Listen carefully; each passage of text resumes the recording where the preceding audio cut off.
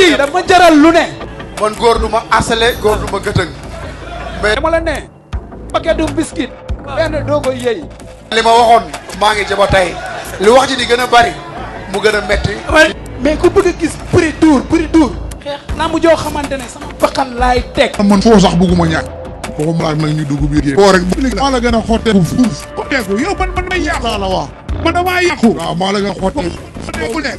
ñu tàggoo yàqu di dee. jërëjëf mbokk yi ñuy seetaan ci Jambar News mbokk yi nuyu nañ leen am kontaan ak mbégte bu baax a baax comme ni ñu leen koy defalee saa su ne ku ne xam na ni nag lu def du waxul lu ay ndi jàmbat le 24 novembre arène nationale Jambar production dafa organisé woon combat royal mu doonoon combat boo xamante ni yaakaar naa ni ñi ko doon xaar ci axlu làmb bari na ñu gisoon fa mbooloo mu bare ñëw seetaan si mais ñu gis fa son et lumière écran yoo xamante ni macha allah gaa yëpp àndandoo félicité ñi nga xamante ni ñooy Jambar production loola waral nag combat bi mu jeexee ñu yëkkati loxo Modou Lo le roi des arènes ñi ànd ci ñi ànduñu ci ñi ci àndul mooy adversaire Modou Lo muy waa Siteu yi di képp koo xamante ne supporteru jàmm gën nga ñi nga xamante ne dañoo faral Modou Lo ñoom ñu gëm ni que ni Modou Lo am na ndam ci kaw Siteu bërki démb nag Siteu ak staffam dugal recours boobu CNG confirmé li nga xamante ne mooy victoire Modou Lo le roi des arènes loolu waral ñu seet si Ibou Laye fas yéene waxtaan ak moom lu bare ci wàllu làmb ji Ibou Laye maa ngi lay nuyu baax di la siyaar. Jili maa ngi lay fay bu baax maa ngi nuyu téléspectateur Jambar News yëpp maa ngi lay nuyu di nuyu waa kër gi di nuyu le président Mansour Ba Jambar ñoom Papa Sow ak staff bi yëpp ñoom Papa Gueye assurance Sëñ Daam grand Alioune Sarr ñoom ñëpp daal ñu ngi leen nuyu grand Assane ñu ngi leen nuyu bu baax di féliciter Mansour aussi ci journée bi le 24 bi wax dëgg yàlla keroog gars yi màndi nañ làmb spectacle beeg lépp rafetoon na macha allah neexoon na te loolu rek lañ ko doon ñaan quoi mu am si une réussite waaw kon nag bu yàlla dogalee nag ñu def ko ba mu jàll macha allah alhamdulilah kon sant yàlla rek quoi. macha allah am na solo mais Ibou Laye faw ñu mën a du ñu waxtaan sax ci biir combat beeg ni moo du ñëwee préparation yi ndax yaakaar naa loolu yëpp waxtaanee nañ ko mais li ñu bëgg a waxtaanee mooy Siteu dafa am. ñu dellu si waat non si xaaral arbitre bi dafa àtte boo waaw defal ndànk kon arbitre non Siteu ba tey damay wax que ni Siteu dafa am arbitre bi wootee bi arbitre wootee ñu yaakaar ne que ni dafa am Siteu waa xaaral lan moo tax kon arbitre dem VAR xaaral ma ñëw dañoo génn saako yi bi ñu génnee saako yi comme que Modou Lo moo nekk ci biir arbitre doon dem VAR pour xool ndax Siteu def na 4 appuis wala defu 4 appuis mooy kon Siteu am na rek waaw mooy li ma wax rek yaa ngi ne arbitre bi day dem si mais bàyyil ma ñëw comme Siteu dafa am arbitre bi dafa dem VAR bi mu demee VAR vérifier que ni moom gis na ni dara amut mu woowaat ñaari mbëri ñu bëree bi ñu bëree temps bi jeex ñu yëkkati ki nga xamante ne mooy loxo Modou Lo parce que Siteu moo ëpp avertissement que Modou Lo mais ñi ànd ak Siteu dafa mel ni ba tey nanguwuñu li nga xamante ni moom la arbitre bi joxe mu jaral leen ñu bind recours bi mu génnee ñu confirmer victoire Modou Lo yow ban gis-gis nga ci am. non man kay amuma si sax gis-gis. ndax xamoon naa ne seen recours boobu dañ ko bind rek mais du recours dara quoi parce que ñoom ñu bind recours bi ñoo la gën a xam article yi CNG wax. CNG li mu wax xam nga affaire yi dafa transparent gars yi xam nañ lépp dañuy yor article yi dañuy yor lépp bu njëkk nag. recours da daan am ku ne toog di xaar di kii comprendre nga mais léegi recours bu amee même bu duggee yow mi nekk ci biti boo tiimee règle maraw CNG yi ak article yi di nga xam li ngay am comprendre nga donc ñoom li tax ñu bind recours sax ñoom déjà loolu am fa te avant action bi ñuy wax arbitre sifflé na pare déjà recours bi loolu la leen tontu donc dañ ko def nii pour xam naa pour ruube affaire rek mais loolu mu ñu si am dara. ok ñu dégg ñenn ñi nga xamante ne jege nañ Siteu ba ci suñu papa père Maxime Bargane mi ménageur Siteu wax que ni CNG bi dañoo def lu leen neex. dictature dafa war a jeex ci làmb ndax dañoo am ndam dañ leen war a jox seen ndam loolu boo ko déggee yow ban gis-gis nga ci am. non xam nga yooyu moom waxam la moom moo ko wax comprendre nga père moom moo wax loolu donc moom la concerné quoi. waaw comme que moom moo yëkkati kàddu yooyu teg ko ci CNG ñun amuñu luñ ciy wax moom moo ko wax moom la concerné. oui. ana Modou bi mu yëgee loolu ban yëg-yëg la ci am. waaye Modou dafa lijjantiwul loolu sax. Modou xaarul loolu de lu muy xaar ci loolu Modou xaara ko ànd ak Modou xaara ko ñun am na suñu ndam depuis le 24. waaw yi si topp yëpp yi si topp yëpp si ay détails la. te Sénégalais sax ñoom gis nañ quoi. Sénégalais gis nañ affaire bi gis déggatoo sax ku si nekk di wax ni di polémique ñoom seen biir rek ñoo si nekk di wax mais gars yi xam nañu Modou gagné na ko par décision arbitre. waaw oui. macha allah Modou gagné na ko par décision arbitrale mais est-ce que tey bu CNG bi génne woon beneen mbir jox ki nga xamante ne mooy Siteu victoire yéen di ngeen ko nangu. waaw mais loolu mënul nekk. xam nga affaire yi jarul chercher de midi à 14h. lu mënul nekk ñoom li ñuy bind recours article baa ngi fi tegee yow épaule ngay wax comprendre nga te yow ba ngay def action yaa ngi ci biti génn nga saako yi te épaule bi ngay wax sax du épaule kii biceps la teg comprendre nga beneen bi mooy arbitre sifflé na bi nga génnee saako yi arbitre sifflé na yéen a ko action boo xoolee arbitre 3 fois bi nga koy sifflé ñoom ñu continuer boo xoolee seen dagg yi sax loolu moo ko indi. parce que combat yi arbitre bi yàgg na sifflé ñoom ñu continuer action. du dëgg loolu la. macha allah mu doon lu am solo Modou Lo fi mu toll nii nag jël na titre am yaakaar naa teg na ko 3 fois. diggante bi mu ko jëlee ci Eumeu Sène ba tey mooy 4 combats yoo xamante ni Modou dafa confirmer li nga xamante ni mooy titre roi des arènes bi mu doon. Modou Lo day continuer bëre ji ñu bari ñu ngi wax diggante mag Sa Thiès wala Modou daa fas yéene noppalu ñu bari ñu ngi wax diggante mag Reug Reug ñu bari ñu ngi wax diggante mag ki nga xamante ne mooy Tapha Tine est-ce que staff bi waxtaan nañ ci wala Modou en personne ngeen toog waxtaan ci carrière am fan la jëm wax ko. waaw xam nga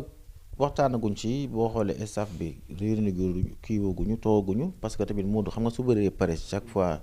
mi ngi saafoonteeg fan si gan yi fi nekkoon xam nga si yooyu la nekkoon quoi Modou fi mu nekk nii talu sax waxu combat Modou bëree na 1 an yoo xamante ni 3 combats la ci def donc man sama xalaata boobu sax moom yoon la mu noppali ko bàyyi pënd bi wuree gars yi bëri seen biir comprendre nga te déjà écurie bi fii Parcelles Franc dafa am combat dafa am bésu mag bu muy waajal.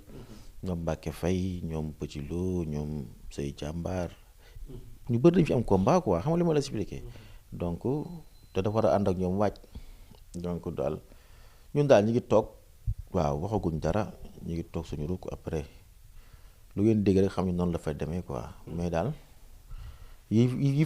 fi dégg nii yëpp ay rumeur rek yoo xamante ni mooy loolu. waaw mais Mansour Ba su paree Modou pare.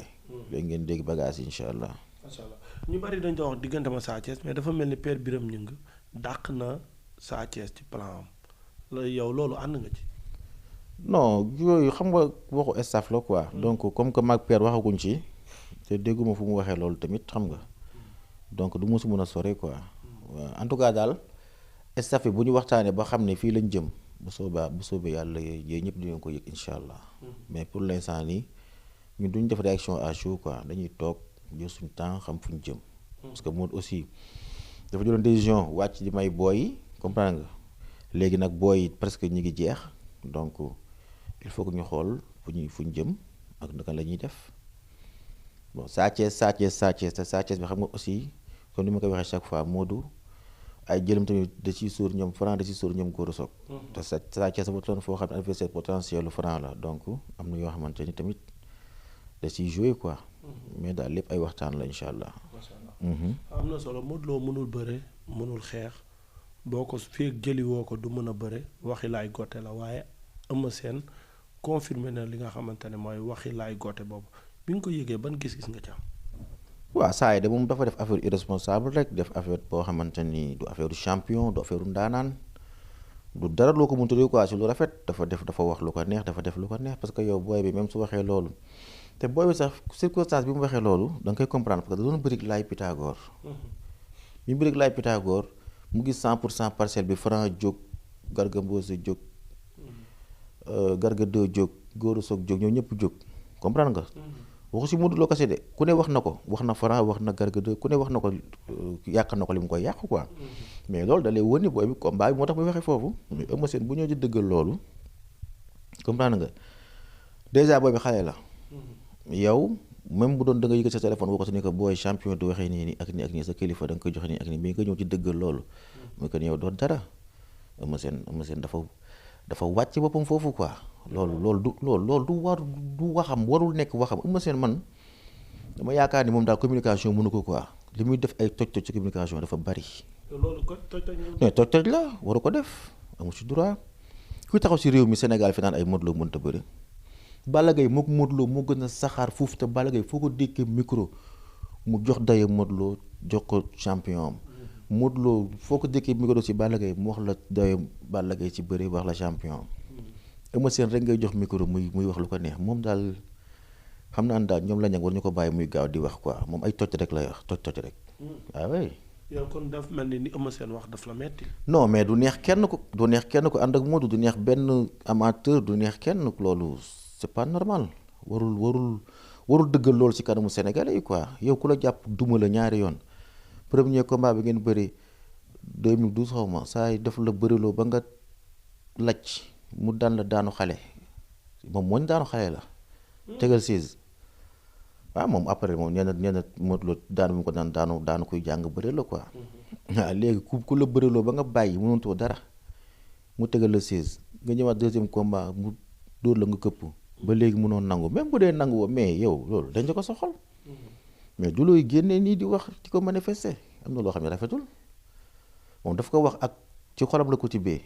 waaw que ñi li laay goote wax nañ ko nangu xam ni mooy mais c'est du n'importe quoi champion du doxale noonu quoi moom yàgg na ci làmb façon combat bu ne bëri na ko mais nit ñi dañ ko nangul mais ni ko nit ñi nangale moom ci dafa war a nangale noonu nit ki nit ne ko dalee daan rek nga bañ ko déedéet sport la rek bu jeexee jeex na bi Boy Niang di wax Ama Baldé Modou Lo gënoon a tàng foofu te ba mu jeexee gis nga affaire rafet yi ci am mais ñu timbale micro ngay wax ju n'importe quoi Modou Lo mënut a bëre nga taxaw di ko wax Sénégal loolu ama seen day wàcce boppam quoi day suufee dafa gëm ni moo dàq bëre Modou Lo ne Modou Lo mënul bëre même moo xam nga maa dàq bëre diw ak mënul bëre bokkul moom dafa ni Modou Lo mënta bëre mënul bëre parce que laay goote loolu la wax ci vidéo yi mu dëggal loolu moom dàqul bëre Modou Lo Eumeu Sène dàqul bëre Modou Lo non non moom mu ne bu ñu doon bëre génnee ñi dàq bëre ci làmb moom mooy takk bara dàqul bëre Modou Lo ndax bi muy bëreeg Modou Lo façon clé bu ne def na ko lu ne jéem na ko gis nga Modou Lo fi mu mujjee ak Modou Lo Eumeu Sène fii ba 2035 du daan Modou Lo munu ko Modou Lo ko mun fuuf nag gëm yàlla tey wax ci nit ki lu rafet loolu moo jaadu ah oui champion da nga koy jox dayo champion mais Eumeu Sène bu ko non Modou Lo mënul bëri di dëggal waxu laay goote loolu bu ko waxee pour buzz la rek ak jaayoon combat am ndax mook Poulet Modou Lo ñu doon bëri mu ñëw foofu di fa appuyer nay xool communication waaye communication dañ koy jàng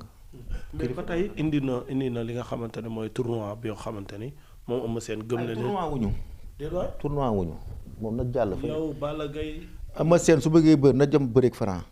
Modou Lo bëriwut ak moom na dem bëreeg Franc est-ce que bëggul mu leer lu muy doy Modou nee na Modou Lo mënul bëree